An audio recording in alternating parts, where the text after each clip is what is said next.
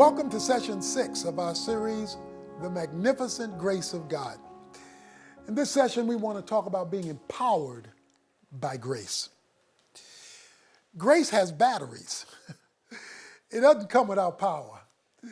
It has the ability to impact our lives and to show us what grace can really do. Many people do not understand the power of grace, and so they don't utilize the power, particularly when they're going through problems or challenges. That's why 2 Corinthians 12, verses 7 to 10, is so critical.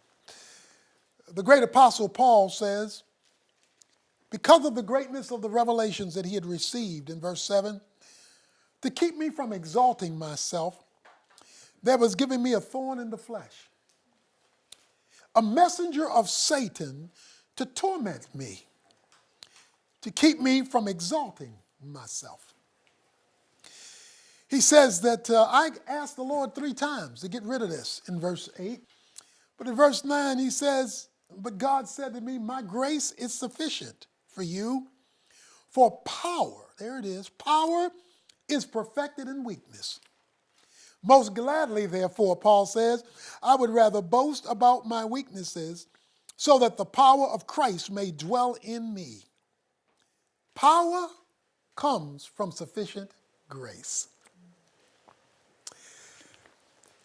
When you empower something or turn on the power of something, that's because you're trying to get it to work.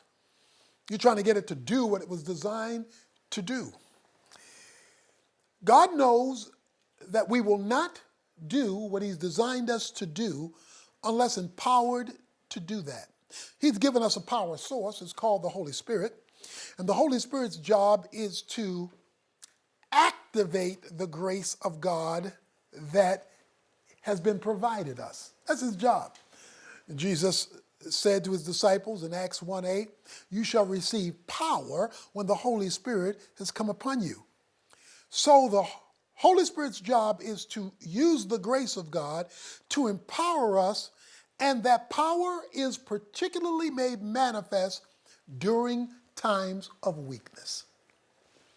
It is when things are not going well that the power is there to show you how powerful the power is. In Paul's situation, he had a potential sin in his life, exalting himself. See, he had seen things no other person had seen. He's the only person who went to heaven and came back to talk about it. He went to the third heaven. He got to see things he couldn't even discuss. So he had this privileged position. And it would be a tendency to become prideful because he had this unique opportunity that nobody else had experienced. And to keep Paul in his place, to keep Paul humble, God gave him a thorn and he let Satan be the post office to deliver it. Now this may mess you up about God, but God will even use the devil to achieve his purposes. So some people have this narrow view of God. God would never allow that. Oh yeah, it would. He did it with Job. He did it with Paul. And guess what? He's going to do it with you. He will even let the devil, and he says, this thing tormented me. He calls it a thorn. A thorn is a needle. Something keeps pricking you, driving you nuts. He did the spiritual thing. He prayed. Isn't there power in prayer? He prayed 3 times. And that's when he got his answer. No, I'm not going to take that away now because I want you to see my power. And the way you will see my power is when I show you my grace. And the way you will see my grace is I'm going to make you strong in the midst of your weakness. When God shows up in grace, giving you what you do not normally have at a time you're not supposed to have it because you are weak, it is because he wants to address something in your life that either he wants to get rid of or keep from happening. And because he wants to get rid of it, a thorn, or exalting yourself in Paul's case, or because he wants to keep it from happening, he will allow even the devil or one of his reps one of his representatives, people, because he says it's a messenger, so it could have been a person driving him crazy. He will allow that thing in your life until you learn to utilize his power in the midst of your weakness. When people understand that that is one of the main reasons God allows weaknesses, God allows struggles, and God allows suffering even, is to demonstrate his power, then they'll start looking for it. See, most people don't look for power in pain. They look for pleasure to take them out of the pain. They look for deliverance from the pain, and even Paul did. He prayed 3 times. Get rid of this. But very few people talk about, let me find the power in the pain. But he says there's power in the pain, because what God wants to do is use the weakness to show you his strength. In 2 Corinthians chapter 1, verses 9 through 11, Paul says he was undergoing a great ordeal of affliction. He was going through stuff that was killing him. He said, it was driving me to the point of death. Now, that's as low as you can get, where you don't even know whether you can live any longer. That's the bottom. Why would God take you so low? He says, because in the midst of this low spot in my life, God wanted me to see what it's like when he raises the dead. Well, hearing about God raising the dead is one thing. Watching him raise you from your grave is another.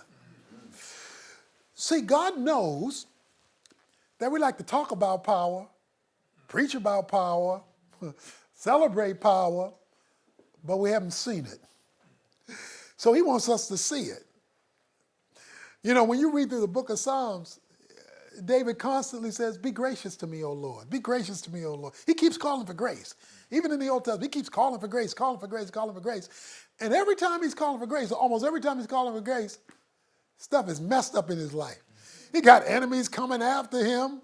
He's got sins he's got to overcome. He's got struggles. And it's psalm after psalm. I read through the Psalms.